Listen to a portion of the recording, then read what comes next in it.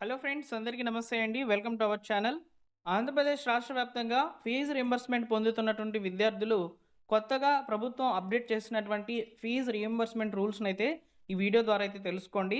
So, ఇక్కడ మనకు ముఖ్యంగా ఇలా ఉంటేనే మీకు ఈ యొక్క డబ్బులనేటివి జమ అవుతాయి ఇక మీదట అని చెప్పి విద్యాశాఖ అయితే చెప్తుందనమాట. ఆ కొత్త రూల్స్ ఏంటనేది వివరంగా మీకు ఈ వీడియోలో తెలియజేయడం జరుగుతుంది. వీడియోని లైక్ చేసి మీ మిత్రులకి షేర్ చేయండి.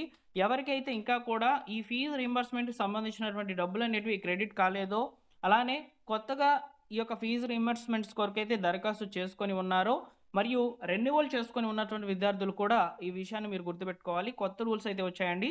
వన్ బై వన్‌గా నేను మీకు క్లియర్‌గా అయితే చెప్తాను. దయచేసి వీడియోని లైక్ చేస్తే నలుగురికి ఈ సమాచారం రీచ్ అవుతుంది. తప్పకుండా లైక్ చేసే ప్రయత్నం అయితే చేయండి.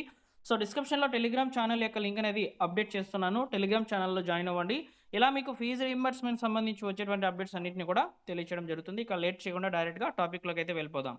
ఇక ఈ ఫీజు రీయింబర్స్‌మెంట్ అప్డేట్‌కి సంబంధించి కొత్త రూల్ ఏంటంటే, ప్రస్తుతం నిబంధనల ప్రకారము విద్యార్థులు తమ 10వ తరగతి ఎస్ఎస్‌సి మార్క్స్ మెమోలో మరియు ఆధార్ కార్డ్‌లో ఉన్న పేరు సరిగ్గా ఒకటేలా ఉండేలా చూసుకోవాలని చెప్తున్నారు.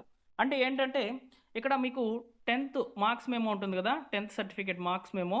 అందులో మీ యొక్క పేరు ఏ విధంగా ఉంటుందో ఆధార్ కార్డ్‌లో కూడా అలానే ఉండాలి అని చెప్తున్నారనమాట. అంటే ఆధార్‌లో ఉండే పేరు మెయిన్ గాదు ఇక్కడ ఫీజు రీయింబర్స్‌మెంట్‌కి సంబంధించి.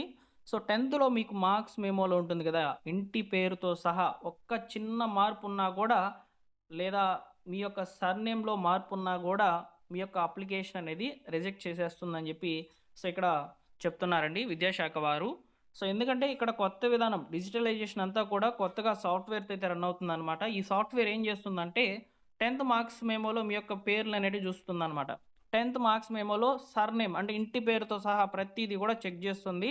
అప్పుడు ఏంటంటే ఆధార్‌లో ఏదైతే ఉంటుందో పేరు, ఇక్కడ మీకు 10థ్ మార్క్స్ మెమోలో ఏదైతే పేరుంటుందో రెండిటిని చెక్ జేసుకుంటుంది. కాబట్టి ఇక్కడ మీరు 10థ్ మార్క్స్ మెమోని మార్చుకోలేరు. అంటే పేర్లనేటివి మారవలేరనమాట. కాబట్టి మీరు 10థ్ సర్టిఫికేట్ ఆధారంగా ఏదైతే పేరుంటుందో దాన్ని ఆధార్‌లో ఒకేలా ఉండేలా చూసుకోవాలి.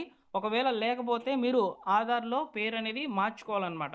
మార్చుకుంటేనే ఈ కొత్త విధానం ద్వారా అర్హత పొంది విద్యార్థులకు లబ్ధి అయితే చేకూరుతుందని జెప్పి విద్యాశాఖ అయితే చెప్తుందనమాట. ప్రభుత్వ గణాంకనాల ప్రకారము 20% మంది విద్యార్థులు తమ యొక్క వివరాలను వెంటనే సరిచూసుకోవాల్సినటువంటి అవసరం అయితే ఉంది. బయోమెట్రిక్ అథెంటికేషన్ సమయంలో ఆధార్ డేటా మరియు విద్యాశాఖ డేటా సరిపోకపోవడం వల్ల నిధులు జమ అయ్యేటువంటి పరిస్థితిని అయితే కోల్పోతున్నారు అని చెప్పి ప్రభుత్వం అయితే చెప్తోందనమాట. కాబట్టి 10థ్ మార్క్స్ మెమోలో ఏదైతే పేరుంటుందో దాని విధంగానే మీ యొక్క ఆధార్‌ని అయితే మార్చేసుకోండి అని చెప్పి ఇక్కడ మనకు ప్రభుత్వం అయితే డైరెక్ట్‌గా అయితే చెప్తుందనమాట. ఇలా ఉన్నటువంటి వాళ్ళు ఎవరైతే ఉన్నారో వాళ్ళు వెంటనే కూడా మీకు దగ్గరలో ఉన్నటువంటి ఆధార్ సెంటర్‌కి వెళ్లి మీ యొక్క సర్‌నేమ్ లేదా మీ యొక్క పేరు ఇవన్నీ కూడా 10థ్ మార్క్స్ ఏదైతే ఉంటుందో సర్టిఫికేటు దాని ఆధారంగానే మార్చేసుకోండి. అలానే మరొక కొత్త రూల్ ఏంటంటే మొబైల్ సీడింగ్. ఆధార్‌కి ఏదైతే మీరు పనిచేస్తున్నటువంటి మొబైల్ నంబర్ లింక్ అయ్యి ఉండాలి. ఓటీపీ వెరిఫికేషన్స్ అనేటివి జరుగుతాయి కాబట్టి ఖచ్చితంగా వర్కింగ్ మొబైల్ నంబర్ అనేది ఇవ్వండి అని చెప్తున్నారు. ఇక్కడ వీలైతే ఆధార్‌కి స్టూడెంట్ యొక్క మొబైల్ నంబర్‌నైతే ఇవ్వండి. ఓకేనా? స్టూడెంట్‌కి మొబైల్ లేదనుకోండి, మీకు మీ పేరెంట్స్ ఉంటారు కదా! వాళ్ళ నంబర్‌నైనా ఇవ్వండి. ఖచ్చితంగా ఇక్కడ ఓటీపీ వెరిఫికేషన్స్ అనేటివి ఫెయిల్ అవుతున్నాయి చాలా మందికి గూడా అని చెప్తున్నారు. ఆధార్ సీడింగ్ అనేది కంపల్సరీగా మొబైల్ నంబర్ అనేది లింక్ చేసుకొని ఉండాలని చెప్తున్నారనమాట. Next bank account. ఓకేనా? బ్యాంక్ అకౌంట్ ఏదైతే ఉంటుందో ఆధార్ లింక్ అయ్యి ఉండాలి. మరియు ఎన్‌పీసీ అనేది మ్యాపింగ్ జరిగి ఉండాలని చెప్తున్నారు.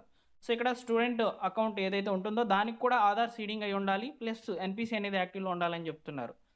ఎస్సీ స్టూడెంట్స్ సంబంధించి అయితే ఇక్కడ చాలామంది కూడా ఫేస్ చేస్తున్నటువంటి ప్రాబ్లమ్ అయితే ఇదేననమాట.